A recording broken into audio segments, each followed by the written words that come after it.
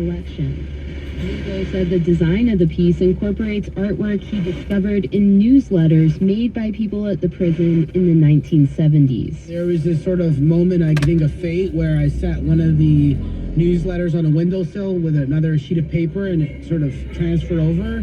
And I thought it was one of my drawings because it looked just like the way that I draw a flower. The work helps preserve the marks left behind by the people who were imprisoned there, Lugo said. Their memories are sort of ephemeral memories, but, I think ceramics, that's one of its strengths, is that it gives permanence and how we know about cultures throughout history in anthropology because of clay. So it seemed like the perfect medium to document their lives. Lugo is an artist and educator from Kensington whose work is featured in museums throughout the U.S. WHYY News. Philadelphia neighborhood resource hubs that opened as COVID-19 prevention measure are set to close later this month. The 4 hubs are supported by federal pandemic relief funding, which is expiring.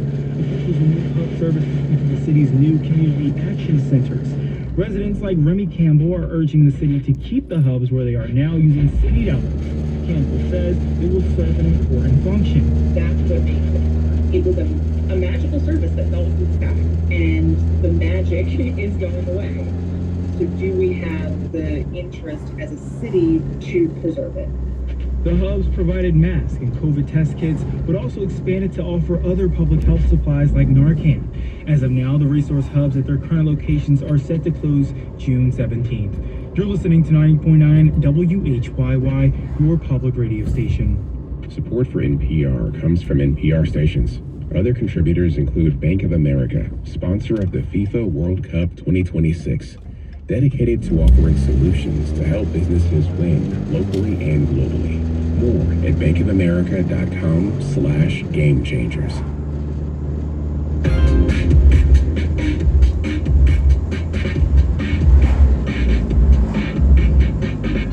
This is 1A. I'm Jen White.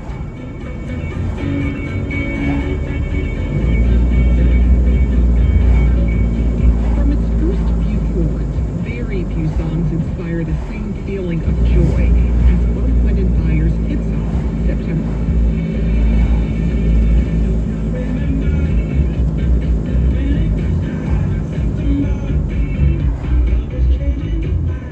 With hundreds of songs, decades of performances, and more than a dozen members over the years, Earth, Wind & Fire has a rich musical legacy, one that's born out of its founder Maurice White's love of mysticism, astrology, and most of all, music.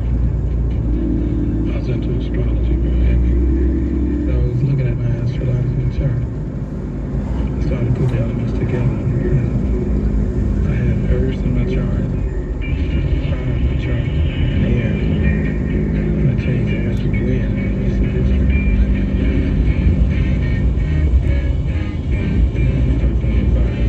It's basically that of the true elements of the universe.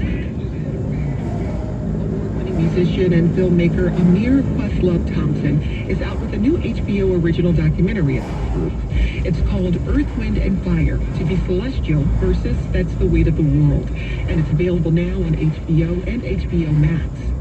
Today, the 1A Record Club returns to explore what the documentary illuminates about one of the most influential bands of all time.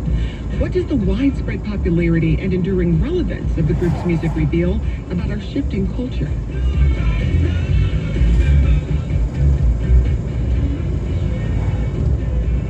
Joining us from New York is Marcus J. Moore. He's a music journalist, writer, and author. Marcus, welcome back to 1A. Thank you so much for having me. Also with us from Oakland, California is Ricky Benson. He's an African-American studies professor at UC Berkeley and the author of Funk, the music, the people, and the rhythm of the one. He's also the host of the History of Funk on KPFA Radio. Ricky, it's great to have you. Yes, very happy to be here. And joining us from Boulder, Colorado is Rayland Rabaka. He's a professor of African-American, and Caribbean Studies at the University of Colorado Boulder. He's also the founder and director of the university's Center for African and African-American Studies. He's written several books, including his latest, Black Feminist Funk, Funk Women and Black Musical Feminism. Rayland, welcome to 1A. It's good to be here. And we're already hearing from you. Carla says, I saw Earth, Wind, and Fire on Labor Day in 1973 at Cobo Hall in Detroit. They were amazing. So much energy. I'll never forget it. We want to hear from you. If you've seen the documentary on Earth, Wind, and Fire, what did you think? And even if you haven't seen the film, you can still chime in. Tell us about what Earth, Wind, and Fire's music means to you. Email us at 1a@wamu.org. So I just want to start with your earliest memories of Earth, Wind, and Fire's music. Ricky, I'll start with you. Okay, well, my whole career is based on sort of the scope and potential energy and the realized energy of our music and our culture, black music and black culture. And that was really sparked in a large part because my dad took my brother and me to see Earth, Wind, and Fire at the Oakland Coliseum Arena in 1975 when they were doing the tour that the Gratitude album was basically a rendering of. And so we got to see so many of those hits. We got to see all the props, the drum kit elevating and spinning and all of these different things.